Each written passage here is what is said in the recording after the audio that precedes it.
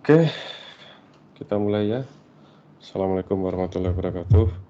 Kita melanjutkan materi dari yang disampaikan pada perkuliahan sebelumnya.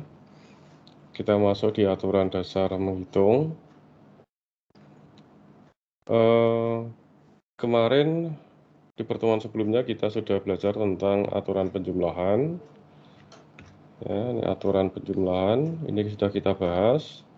Kemudian aturan perkalian dan ada perpaduan antara aturan penjumlahan dan aturan perkalian. Ini juga sudah kita bahas. Loh, biasanya kan ada perkalian, ada penjumlahan, nanti ada pengurangan. Ya, ada di aturan menghitung ada seperti itu. Aturan dasar menghitung yaitu di sini ada aturan pengurangan.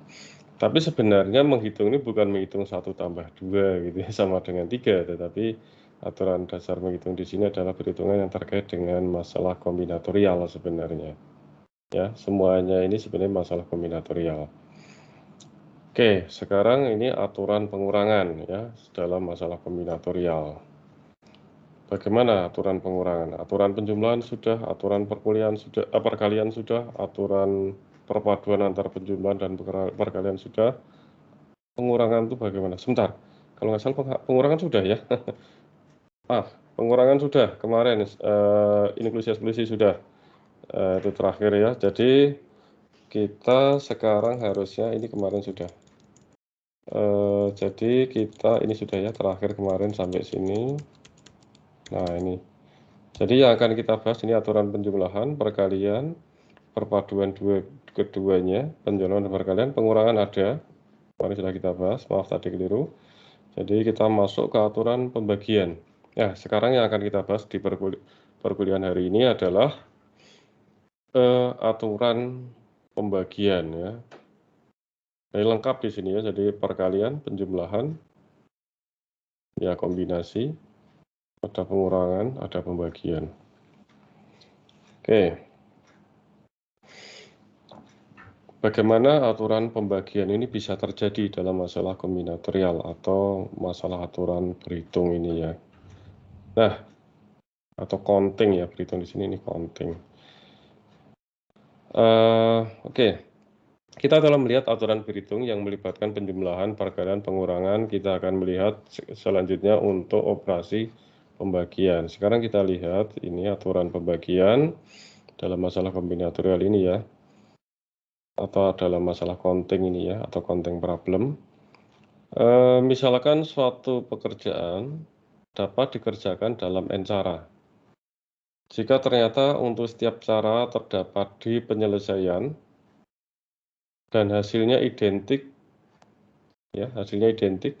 Jadi gini, jika ternyata untuk setiap cara terdapat di penyelesaian yang hasilnya identik, ini maksudnya gitu ya. Di penyelesaian yang hasilnya identik dan D ini habis membagi N, maka pekerjaan tersebut dapat diselesaikan dalam N per D cara. Ya. Nah, ini adalah aturan pembagian. Nah, contoh nanti akan kita bahas ini ya, nanti di slide berikutnya. Ini nanti akan di slide berikutnya, nanti kita langsung kita bahas. Ya, oke. Contoh, terdapat 4 kursi yang mengelilingi sebuah meja bundar. 4 kursi ya. Bisa Anda bayangkan. Tentukan banyaknya cara duduk berbeda untuk 4 orang apabila 2 cara duduk dianggap sama selama tetangga kiri maupun tetangga kanan dari setiap orang yang duduk tidak berubah. Gimana, sudah kebayang belum? Oke, saya coba gambarkan ya.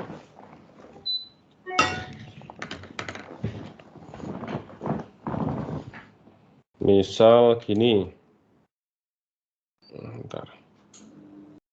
Ini. Misal meja bundar. Nah, ini ada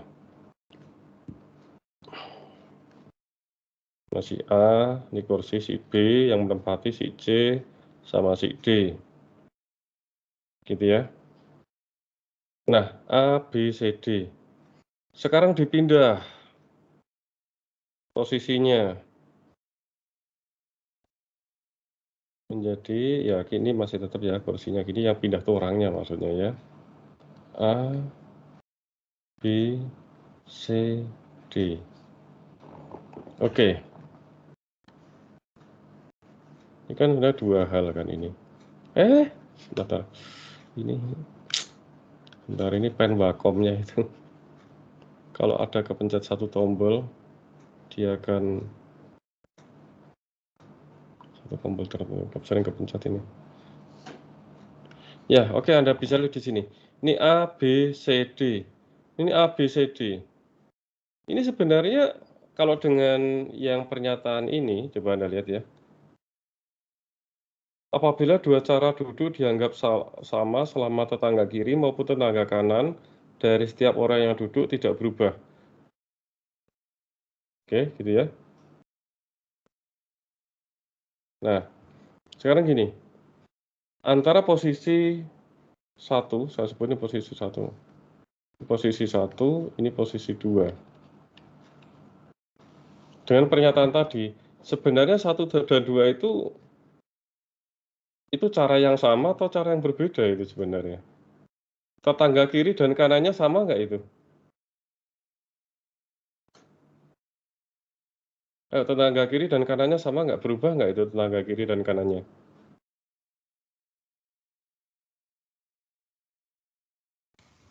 Tidak, Pak.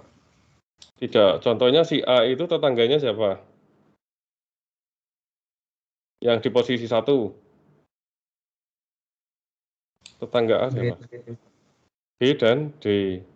Kalau di posisi 2? Sama, B, Pak. B dan D kan sama. Yang lain juga gitu kan sama aja. Jadi itu sebenarnya muter tapi sebenarnya masih sama saja, masih dianggap sama. Artinya itu adalah yang tadi disampaikan di sini adalah penyelesaian yang hasilnya identik. Sebenarnya antara posisi 1 dan 2 itu identik. Walaupun ini kalau dilihat dari berapa cara dapat dilakukan jika ini.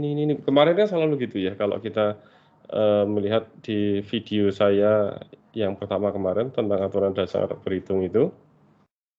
Ya, jika ada password susunannya gini, ada berapa cara dapat menyusun password misal seperti itu. Ini juga ada berapa macam cara untuk menyusun kursi yang berbeda. Tapi ini dianggap posisi 1 dan 2 ini adalah posisi yang identik, masih posisi yang identik karena tetangga kiri dan kanannya itu tidak berubah. Nah, bagaimana nanti untuk menentukan ini ya, apa itu namanya? Berapa banyak pekerjaan tersebut dapat diselesaikan kalau itu dianggap sebagai pekerjaan ya, task gitu ya. Ya, oke. Sekarang bagaimana cara penyelesaiannya? Sekarang kita lihat dulu ya. Kita tidak usah melihat dari yang saya contohkan di sini dulu ya. Sekarang kita lihat kalau aturan perkalian secara umum dulu. Misal kita labeli sembarang kursi dengan 1 ya, dengan kita sembarang kursi dilabeli dengan 1 yang tadi itu ya. Yang tadi itu yang dari yang sini tadi. Ini kan tadi ABC, kalau saya sembarang aja saya labeli dengan A contohnya kalau ini ya. Sekarang sembarang dilabeli dengan 1 dimanapun ya. Ya, nanti di sini ada contohnya. Kemudian berikutnya, kursi berikutnya dilabeli 2, 3, 4 searah jarum jam. Ya, jadi sembarang misal ini 4 kursi. Misal ini ini 1, berarti searah jarum jam kan berarti ini menjadi 2, 3, 4 kan gitu maksudnya seperti itu. Ini sembarang mau dimanapun ya. Misalkan orang yang akan duduk adalah K1, K2, K3, K4. Nah, oke. Perhatikan bahwa terdapat 4 pilihan untuk K1. Ya. Ini label untuk kursinya ini ya sudah gini aja, ini tadi atau di sini adalah ini harusnya ada gambar. Ada saya gambar ya, nggak ada gambarnya. Saya gambar yang lebih jelas ya.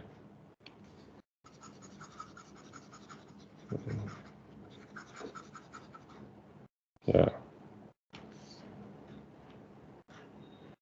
Meja, ini kursi 1, kursi 2-nya di sini ya.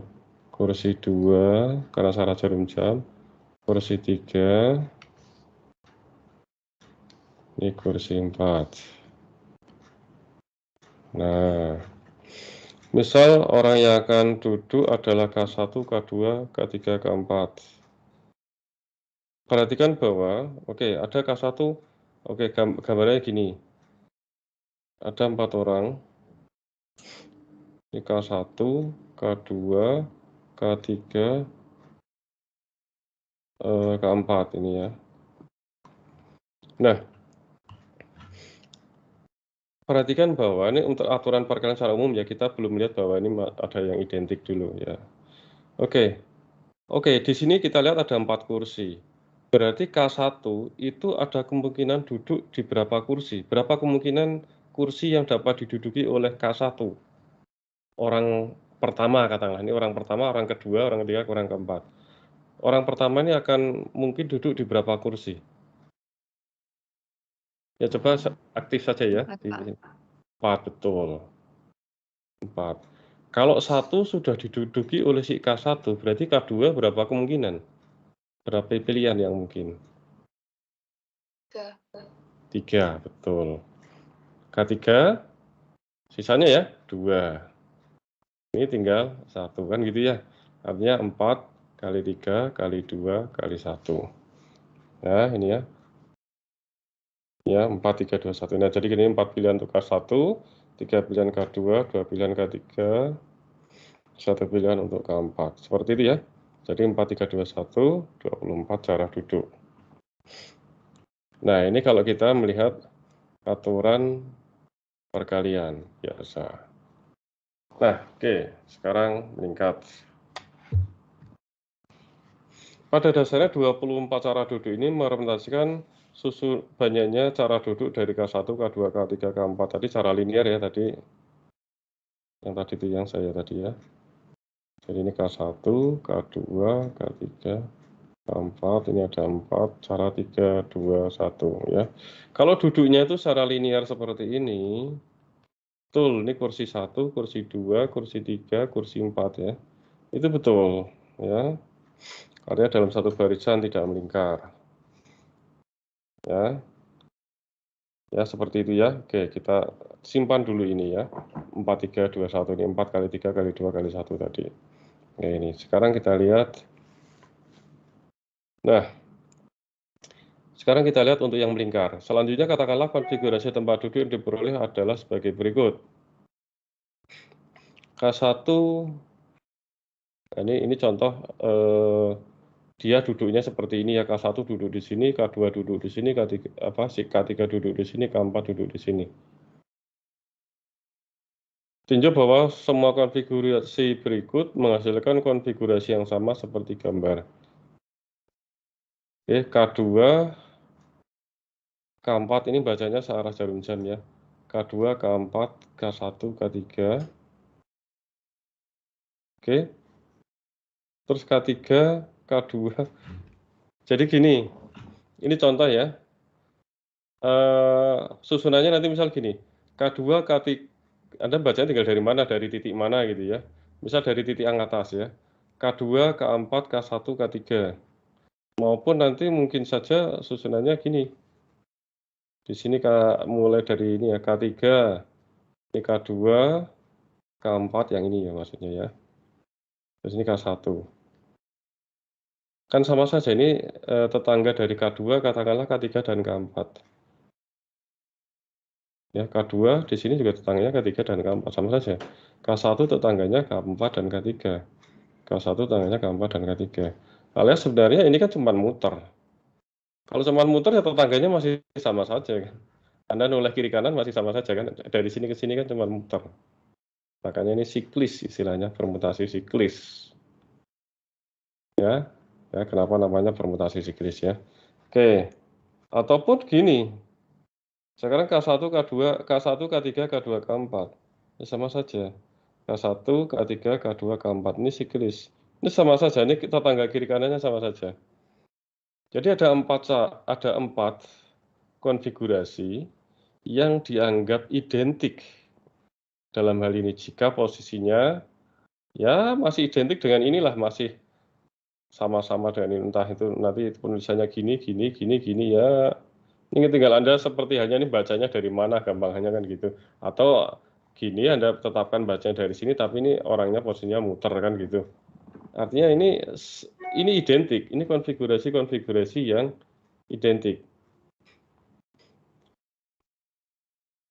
Oke. Kemudian sebentar ya. Tapi saya lagi ini videonya jalan ya. Udah, oke, nggak apa-apa. Saya tadi ada email harus segera approve NDE. Atau sebentar ya. Bentar.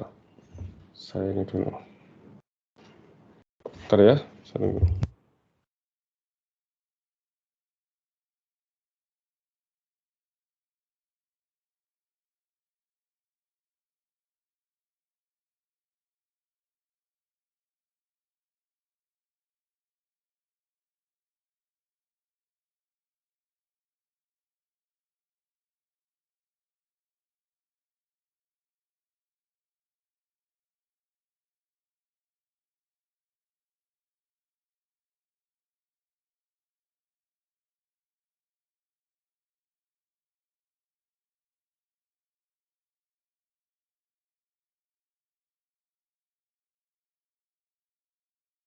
Sebentar, saya nelpon dulu ya.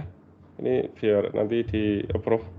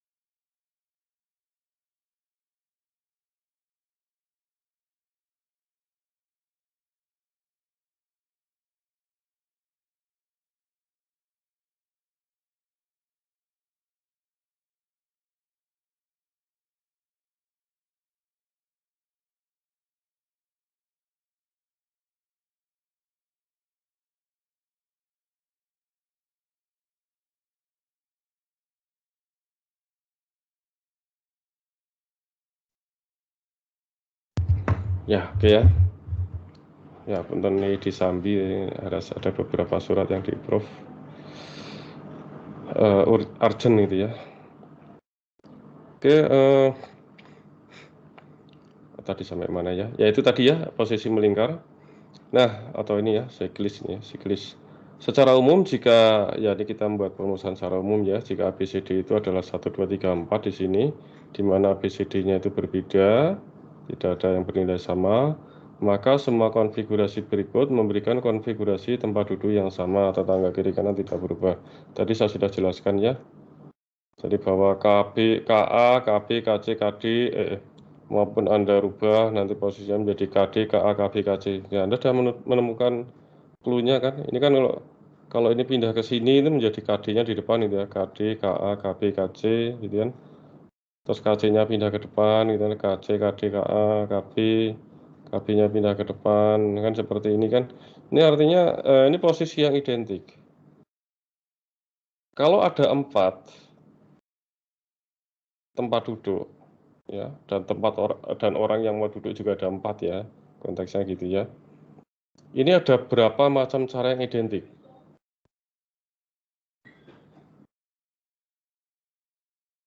4 kan? Ini kan contoh ini 4 gitu kan. Nggak bisa nggak dibuat satu lagi 5? Nggak kan? Kalau untuk satu macam posisi ya. Kalau nanti diacak lagi ya nanti ada 4 lagi pasti kalau dia 4.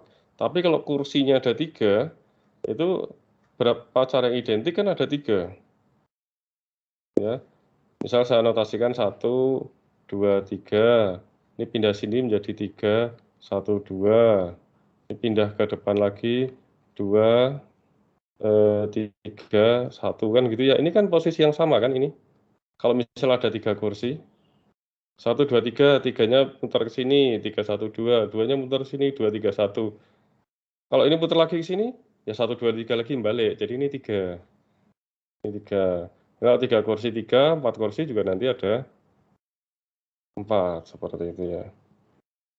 Nah, sehingga menurut aturan pembagiannya, kita kembali lagi 4 kursi ya. Menurut aturan pembagian bahwa terdapat 24 dibagi 4. 24 dari mana?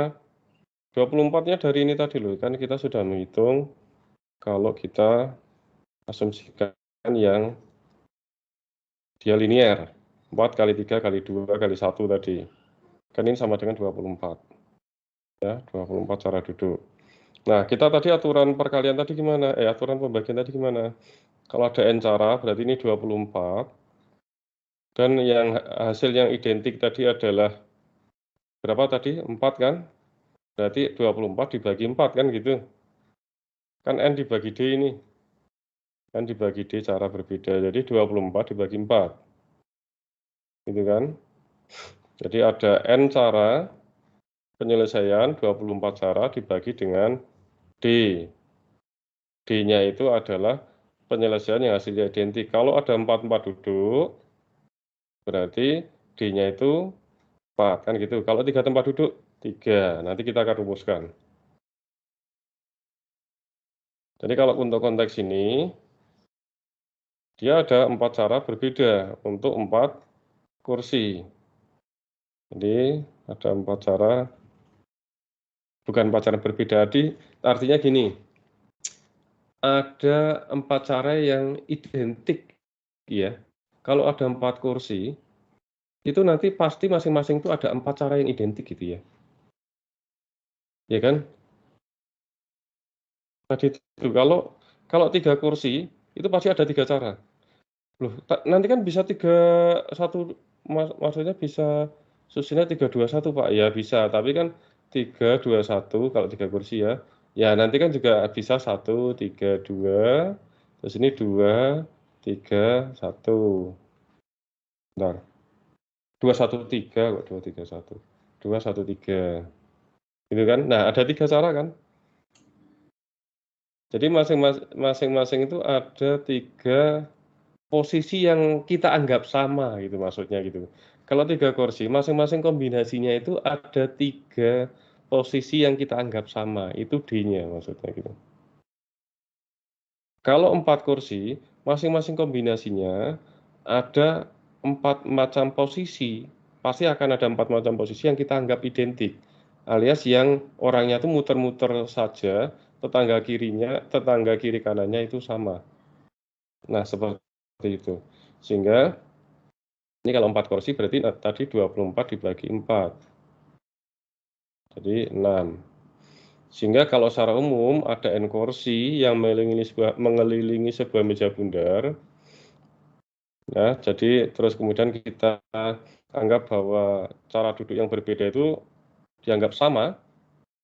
Maksudnya 2 cara duduk itu dianggap sama selama tetangga kiri dan kanannya itu adalah orang yang sama juga, tidak berubah. Maka cara duduk yang berbeda untuk n adalah n faktorial dibagi n. Loh, kok bisa n faktorial dibagi n? Ya tadi, contoh ini ya, ini kan 4 tempat duduk. 4 tempat duduk. 24-nya dari mana tadi? Dari 4 kali 3 kali 2 kali 1 ya, tadi sudah ada yang dari mahasiswa tadi kan sudah bareng-bareng dengan Anda tadi. Kita menghitung 4 kali 3 kali 2, 1 ini sebenarnya adalah 4 faktorial kan. Dibagi, nah kalau 4 kursi, itu pasti nanti ada 4 macam posisi yang kita anggap sama untuk setiap kombinasi posisi dari orang duduk. Kalau 3 kan pasti ada 3 kan untuk masing-masing kombinasinya kan. Nah, sehingga kita rumuskan kalau ada n kursi, jadi n faktorial dibagi n. Jadi nanti kalau ada 3 tempat duduk, ya 3 faktorial dibagi 3. Iya. Kalau ada 10 tempat duduk, ya nanti ada 10 faktorial dibagi 10. Secara umum nanti seperti itu. Atau n-1 faktorial. Loh, n faktorial dibagi n kok n-1 faktorial? Kan gini, n faktorial itu sama saja dengan n kali n-1 faktorial. Gitu? Betul nggak? Misal 4 faktorial itu sama saja dengan 4 kali 3 faktorial kan? Nah, Anda pasti sudah tahu ini ya. Nah, kemudian dibagi n. Dibagi n, jadi ini sama saja dengan n-1 faktorial. Oke, seperti itu ya. Nah, Anda mau pakai ini juga bisa dari aturan pembagiannya. Nanti kan kebetulan sama dengan n-1 faktorial, jadi Anda mau langsung pakai ini juga silahkan. Ya. Jadi kalau ada n kursi yang ya gitulah untuk mengelilingi meja bundar ya nanti ada n-1 faktorial cara. Jadi cara duduk yang berbeda gitu ya. Untuk n orang di n kursi n-1 faktorial. Oke. Lanjut. Sekarang kita ke latihan aturan pembagian. Nah, ini sedikit advance. Kita lihat lagi contoh yang lain ya, lebih advance lagi. Tentukan banyaknya, jadi bukan tentang kursi lagi ya, tapi masih terkait dengan aturan pembagian. Tentukan banyaknya susunan string dengan 4 karakter yang dapat dibentuk dari kata buku. Dengan ketentuan setiap huruf pada kata buku hanya dapat dipakai sekali. Buku, BKUU, BUUK, dan sebagainya. Susunannya kan seperti itu ya. Sekarang kita lihat yang pertama dulu ya. Ini nanti kita simpan. Oke. Jadi ini yang ditanyakan apa? Banyaknya susunan string dari 4 karakter yang dapat dibentuk dari kata buku ya. Nah, Anda lihat di kata BUKU ini ya, ada 2 karakter yang sama ya, U1 dan U2. Anda bisa lihat pada saat menyusun huruf-huruf di dalam kata buku antara U1 dan U2 itu dianggap sama atau tidak. Misal BUUK, di mana ini adalah U1 dan U2, dengan B, U, di sini U2, U1K. Ini dianggap sama atau tidak? Logikanya gitu. Ini dianggap sama atau tidak?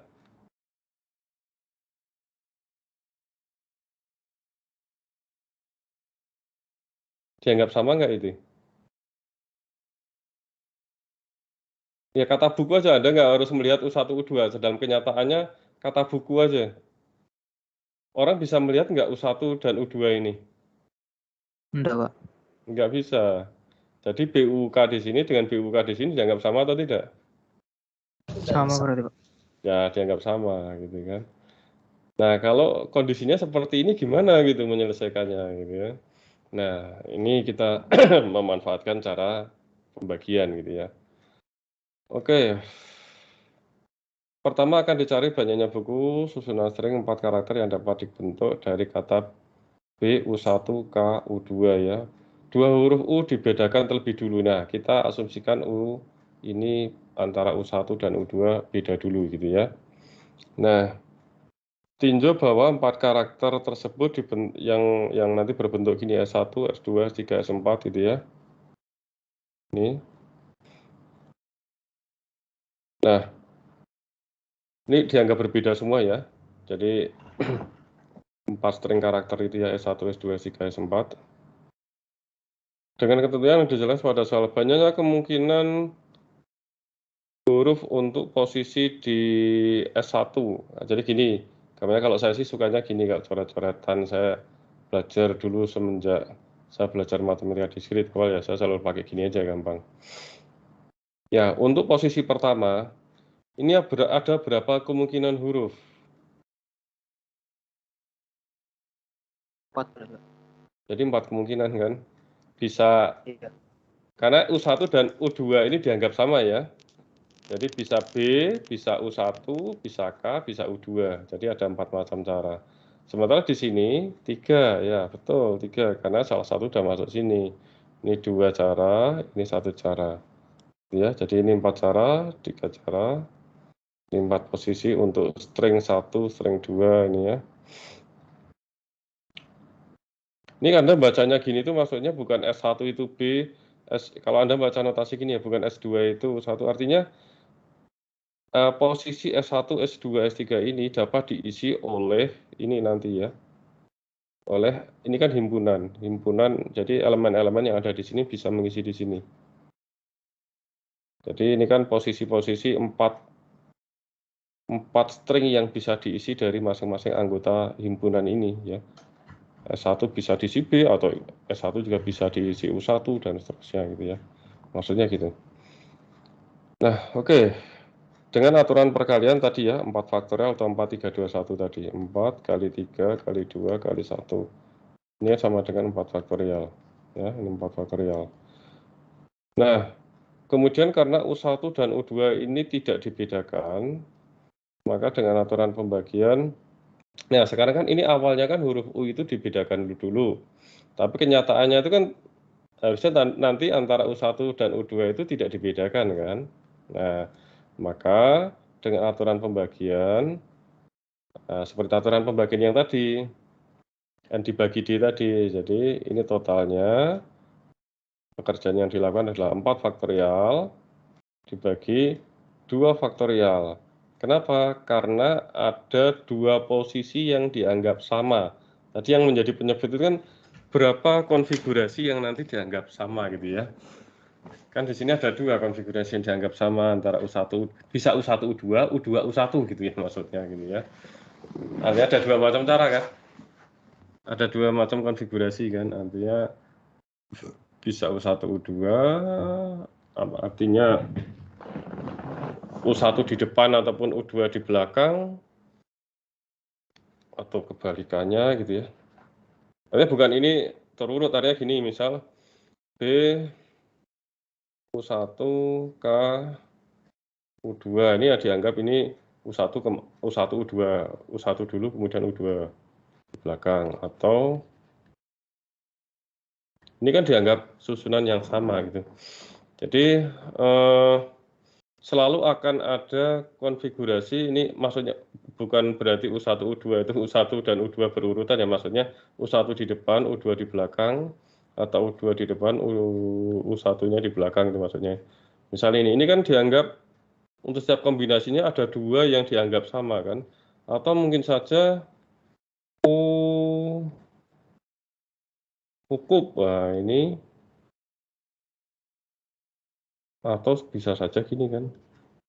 Nah, jadi untuk setiap kombinasinya itu selalu ada 2 konfigurasi yang dianggap sama.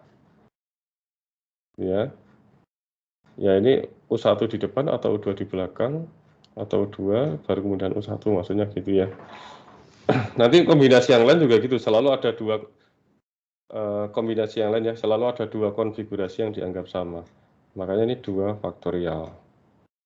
Jadi sama dengan 12 macam string berbeda yang dapat disusun. Gitu ya. Oke, lanjut. Nah, ini sama dengan yang tadi. Yang penting Anda tangkap dulu idenya ya.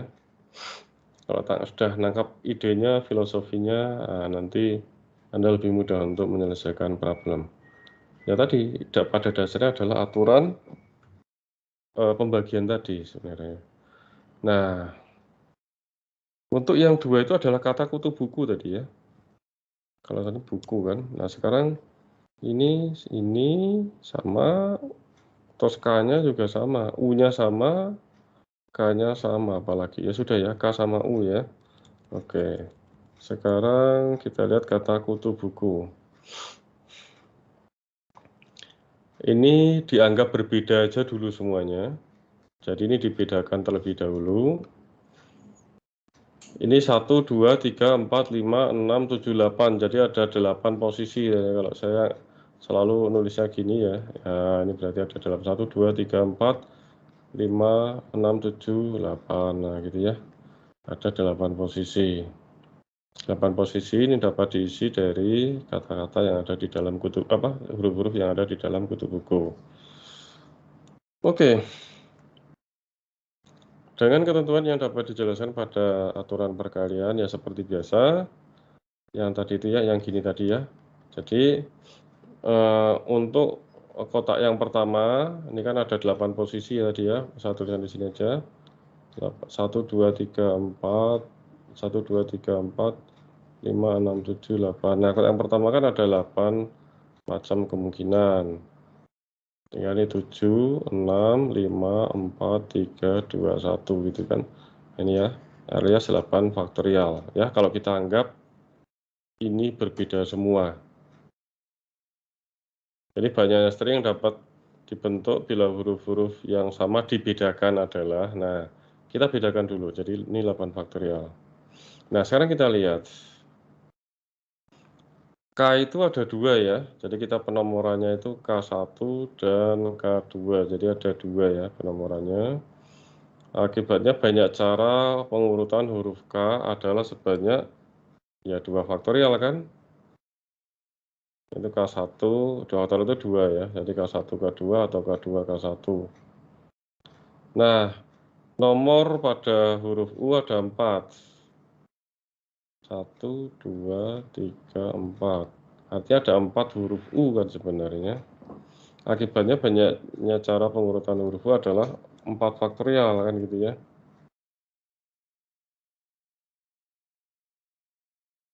Ya kalau tadi yang buku tadi kan U-nya ada 2 ya, 2 faktorial kan. Ini ada 2 cara itu kan 2 faktorial maksudnya. Nah, oke. Ini ya, jadi U1, 2, 3, 4, nah susunannya seperti itu. Karena urutan huruf yang sama tidak diperhatikan, maka berdasarkan aturan pembagian 8 faktorial harus dibagi dengan 2 faktorial dan 4 faktorial. Ya. Nah, kalau ada dua macam huruf yang sama ya nanti seperti ini. Sehingga banyaknya string yang dapat dibentuk adalah nanti gini. 8 faktorial dibagi dengan 2 faktorial kali 4 faktorial. 2 itu karena banyaknya U itu ada banyaknya K ya. Banyaknya K itu ada 2, jadi 2 faktorial. Jadi ada kalau yang K-nya ya, jadi ada 2 macam konfigurasi yang nanti dianggap samarnya K1 di depan ataupun K2 di belakang, nah gitu ya.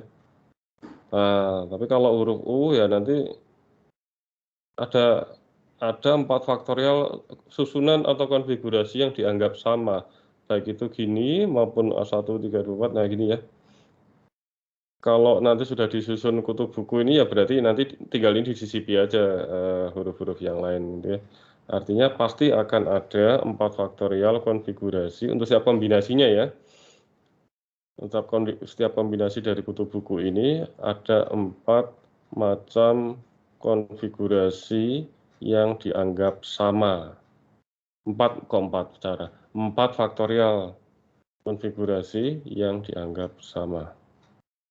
Sehingga ini 2, 4. 2 faktorial kali 4 faktorial. Ini sebagai penyebut. Ya, 4 itu dari banyaknya huruf U, 2 itu banyaknya huruf K. Oke.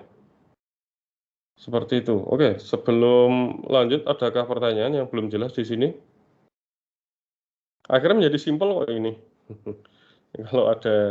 Kalau misal nanti Anda bisa contoh yang lain, nanti B-nya ada yang sama lagi, misal kutu bukub, wah, misal gitu. Ya, nanti berarti gimana kalau misal gini, kutu B, nah ini ada B satu lagi, berarti ini gimana? Anda langsung tahu harusnya. Ini hasilnya gimana kalau katanya kutu bukub. Nah, disusun dalam berapa banyak susunan string yang berbeda yang dapat disusun dari kata kutu bukub. Berarti gimana? Oh, Berarti cepat ini. 8 Berapa? faktorial. Bukan 8 lagi, berarti ada berapa? Oh, yang bawahnya berarti, Pak. Ya, enggak yang yang bawahnya. Enggak. Ya, boleh. 2 faktorial kali 2 faktorial kali 4 faktorial. 2 kali faktorial kali 4 faktorial kali 2 faktorial ya. Yang atasnya? Atasnya 9 faktorial. Nah, betul. Yang atasnya 9 faktorial. Ya, betul. Seperti itu. Oke. Gampang ya, Pak. Endingnya sebenarnya sih mudah. Tapi yang penting Anda tahu dulu apa tuh konsepnya dulu ya. Kenapa bisa seperti itu? Ini tinggal nanti dihitung sendiri. Ya, betul tadi ya. Oke, lanjut. Sekarang latihan 5. Jadi konsepnya sambil ini ya, konsep sedikit, nanti sambil latihan-latihan, sambil menemukan, oh gini gitu ya. Oke, tentukan banyaknya subhimpunan atau subset gitu ya. Dari himpunan A, di mana himpunan A itu adalah 1, 2, 3, 4, 5, 6 yang memuat tepat 3 anggota. Nah, ini sebenarnya dasar pada saat Anda kemarin sebelum-sebelumnya kita belajar ada permutasi gitu ya. Ini ada kombinasi. Tadi kan permutasi siklis tadi ya. Istilahnya yang tadi kita bahas tadi. Yang tadi kita bahas itu permutasi siklis. Nah, sekarang kita akan belajar yang dinamakan kombinasi. Ini juga sebenarnya sudah Anda dapatkan konsep maksudnya apa ya? Materi tentang kombinasi sudah Anda dapatkan sejak kelas sekolah menengah ya. Sejak kelas berapa ya di sekolah menengah mungkin saya lupa Anda dapat di mungkin SMP atau SMA kelas berapa, tapi di sekolah menengah sudah Anda dapatkan. Tapi kita di matematika diskrit ini akan kita kaji lebih ke dalam lagi, dimulai dari sebuah contoh ya. Misal kita punya himpunan A 1, 2, 3, 4, 5, 6. Nah, tentukan banyaknya subset dari himpunan A ini ya, yang memuat 3 anggota. Nah, 1, 2, 3 contohnya ya. Bisa saja 1, 2, 4, bisa 2, 3, 4, bisa saja 4, 5, 6 gitu kan. Ya, gitu ya. Sudah bisa nangkep ya. Tentukan banyaknya himpunan subset dari himpunan A yang memuat tepat 3 anggota. 1, 2, 3, bisa 1, 2, 4. Nah, oke. Sekarang gini. Kita lihat di sini. Bila ini tadi himpunannya A, yang ini 1, 2, 3, 4, 5, 6. Ya, dan kita misalkan ada B itu adalah subset dari A. Ya, ini yang kita cari nanti ya, subsetnya ini. Dan B itu adalah 3 kardinalitas dari B. Artinya banyaknya himpunan dari B. Banyaknya elemen ya, banyak himpunan. Banyaknya elemen, banyaknya anggota dari himpunan B adalah 3. Kardinalitas B adalah 3. Kita dapat memisalkan B, misal B1, B2, dan B3. Ini posisinya tadi saya misalkan gitu. Nah, ini couplingnya lah, gampangnya couplingnya ini ya. Coupling untuk penyusunan objeknya itu ada 3 posisi, 3 coupling gitu ya. Nah, atau di sini caranya 3 ya tuple lah gitu ya. Secara lebih saintifiknya istilahnya tuple atau bahasa Indonesia tuple gitu aja ya. Biasanya bahasa Inggrisnya ini ya tuple. Ya kita bahasa Indonesia kan tuple gitu aja ya. 3 tuple terurut B1, B2, B3. Nah, ini diambil dari himpunan A. 1, 2, 3, 4, 5, 6. Nah, terlebih dulu. Nah, oke. Kita memiliki bahwa banyak kemungkinan untuk B1. Ini kan B1, B2, B3. Ini B1 ya. Oke, B1 ada berapa banyak kemungkinan? Ini ada berapa banyak pilihan dari di sini, dari A, yang dapat menempati posisi B1? Atau berapa banyak kemungkinan 6 nilai berarti Pak. dari B1? Berapa? 6. 6, betul. 6 gitu ya. Kalau sudah ada 6 di B1 berarti sisanya 5. 5, di sini 4. Nah, gitu. Jadi ini 6, ini jadi hilang. Saya ini karena ini pakai PDF sih, kalau PowerPoint nggak hilang ya, cuma ini PDF. Ya ini 5, 4 ya tadi ya, 6, 5, 4 tadi ya. Jadi 6 kali 5 kali 4. Berdasarkan aturan perkalian, banyaknya kemungkinan untuk tupel terurut B1, B2, B3 adalah 6 kali 5 kali 4 kemungkinan. Oke, itu yang tadi ya aturan perkalian. Nah, cuman gini, yang perlu Anda lihat bahwa sekarang ini, ya itu simple kalau ini gini, tapi sekarang kan gini. Kalau subset antara 1, 2, 3, kita kan melihat ini ya, ini sebagai sebuah subset dari 1, 2, 3, 4, 5, 6. Ini juga sebuah subset dari 1, 2, 3, 4, 5, 6. Ini juga gitu ya, dan seterusnya. Nah, sekarang untuk setiap subset ini, 1, 2, 3, kalau permasalahannya adalah subset, dengan 3, 2, 3, 1, ini kan juga dianggap sebagai subset dengan tepat anggota himpunan kan? Walaupun 1, 2, 3, 2, 3, 1, 3, 2, 1 dianggap sama saja kan? Ini kan cuman tentukan banyaknya subhimpunan dari A ini yang memuat tepat 3 anggota. Cuman 1, 2, 3 sendiri kan sebenarnya bisa 1, 2, 3, 2, 3, 1, 3, 2, 1, berapa lagi? 3, 1, 2, dan seterusnya. Ya. Nah, ini kita anggap sama karena apa ya, ini yang ditanyakan hanya yang memuat tepat 3 anggota. Nah, sehingga ya ini dari sini ya kita sudah tahu yang ini tahap pertama ya, step pertama kita sudah dapatkan 6 kali 5 kali 4 kemungkinan. Nah, tadi itu sehingga karena urutan antara B1, B2, B3 itu sama dengan B1, B3, B2 tadi ya, 1, 2, 3, 3, 2, 1 dan seterusnya kan dianggap sama saja tuh. Oleh karena itu 6, 5, 4 tadi ya harus dibagi dengan banyaknya cara pengurutan untuk B1, B2, dan B3. Ya. Nah, cara pengurutan B1, B2, 3 kita bisa lihat bahwa ya untuk B1, B2, B3. Oke. Karena kita ambil dari apa tadi? Ya, artinya gini ya, karena 3 apa tuh namanya? Tadi B1, B2, B3. Sekarang kita lihat secara umum B1, B2, B3 ya.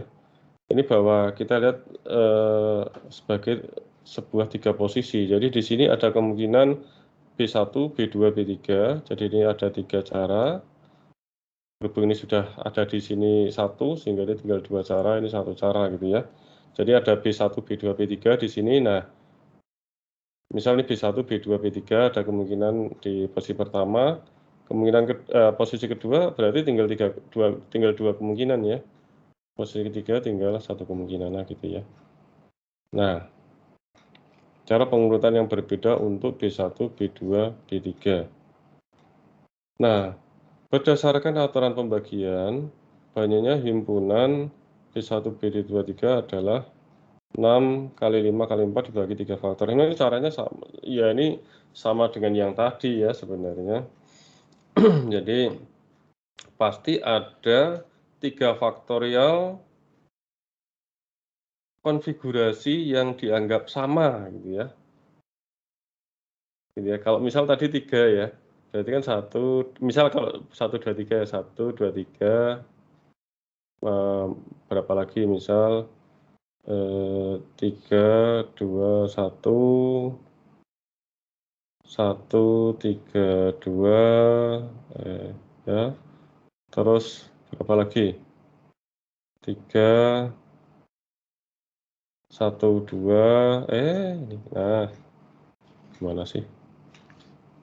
Nggak nulisnya ini.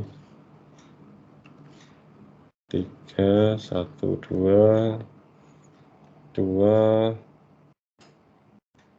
1, 3, terus 2, 3, 1. Ada lagi nggak?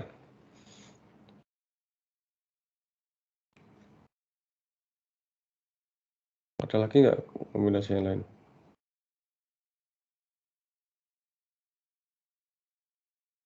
Dua, tiga, satu, sudah. Ada 6 ya? Iya, Pak, 6, Pak. 6 ya? Benar 6 ya? Atau ada lagi? Ya 6. Ya oke. Ya benar, ini 3 faktorial. Jadi ada apa tuh namanya? 3 faktorial konfigurasi yang sama. Konfigurasi yang kita anggap sama ya, dianggap sama di situ ya. Jadi ini 6 kali 5 kali 4 dibagi 3 faktorial. Sama dengan 20 himpun, ya 20 lah. 20 subset maksudnya, 20 subhimpunan. Subhimpunan. Oke. Jadi kalau kita punya, nah sebenarnya ini nanti akan muncul sebuah hal yang baru ya. Kalau tadi kan bentuknya itu yang awal itu kan n faktorial dibagi n.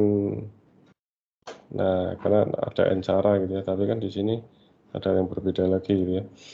Nah, nanti kalau kita buat secara umum, nanti menjadi ini apa yang disebut sebagai kombinasi gitu ya. Oke, kita buat secara umum. Jika B adalah subset dari A, dalam soal solusi 2 tadi ya.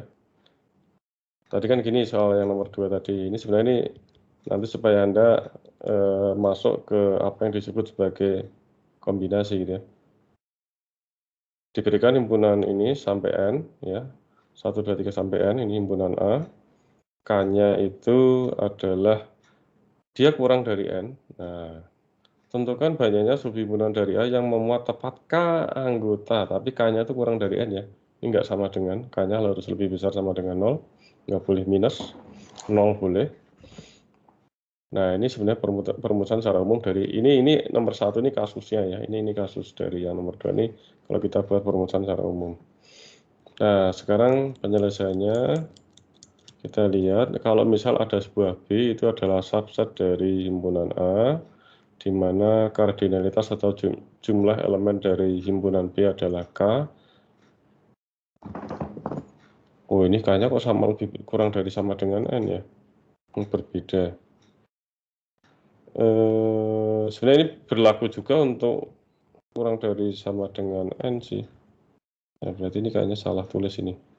Nah, K-nya itu bisa dari 0 sampai dengan N. Salah tulis ini. K-nya itu kurang dari sama dengan N. No, N-nya apa? N itu adalah kardinalitas dari himpunan A-nya. Kardinalitas dari himpunan A-nya itu N. Oke. Sedangkan kardinalitas dari B-nya itu adalah K. K-nya bisa sama dengan N ya, karena ini subset ya. Subset kan B-nya bisa sama dengan A juga kan. Karena subset ya, kecuali kalau gini. Nah, ini B-nya nggak mungkin sama dengan A. Oke. Kita dapat memisalkan B sebagai berikut. B sama dengan B1, B2 sampai dengan BK ya, karena ini kardinalitasnya K. Pertama, tinjau cara memperoleh K tupel terurut B1, B2, BK terlebih dulu.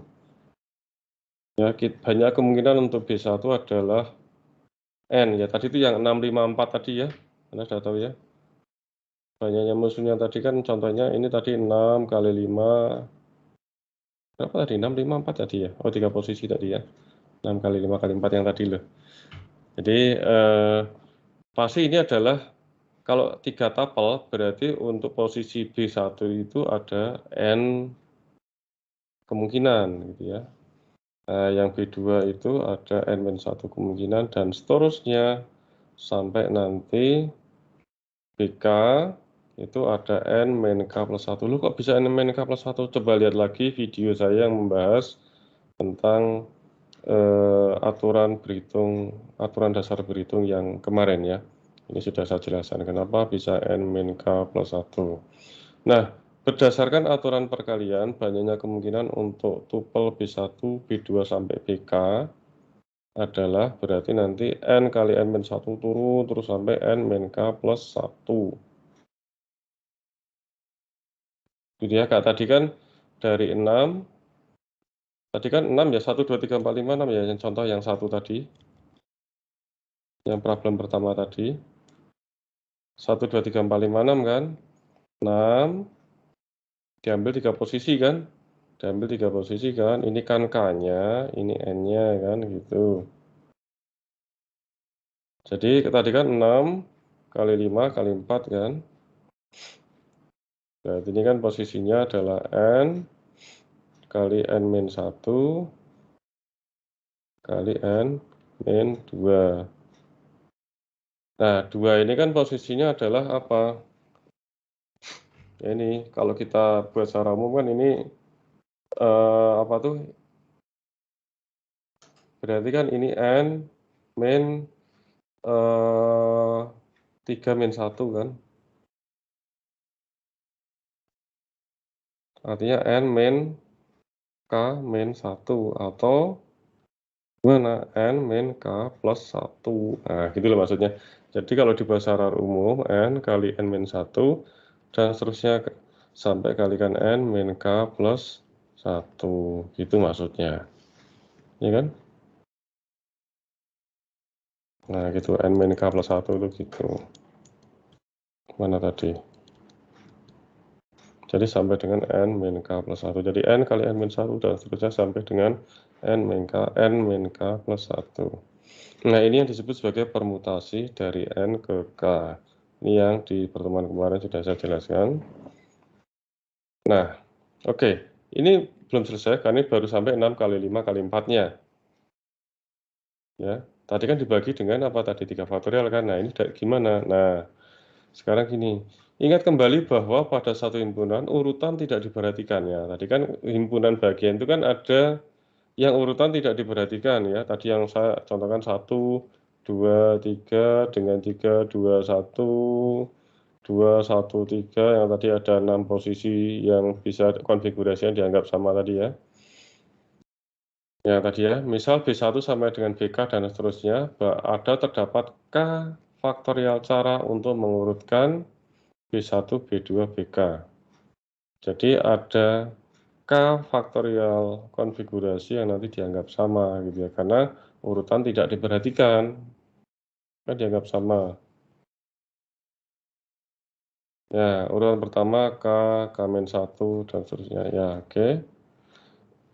Ya, sehingga banyaknya himpunan B1 BK yang berbeda adalah permutasi tadi yang 6 kali 5 kali 4 tadi dibagi dengan K faktorial yang tadi itu 3 faktorial tadi lah. Nah, ini rumusnya. Nah, ini yang disebut sebagai, ya ini yang tadi ya. Kalau Anda mau manteng ini dulu sebelum saya next. Yang soal yang ini mengacu ke soal yang pertama tadi, tapi ini dibuat perumusan secara umum. Maksudnya gitu.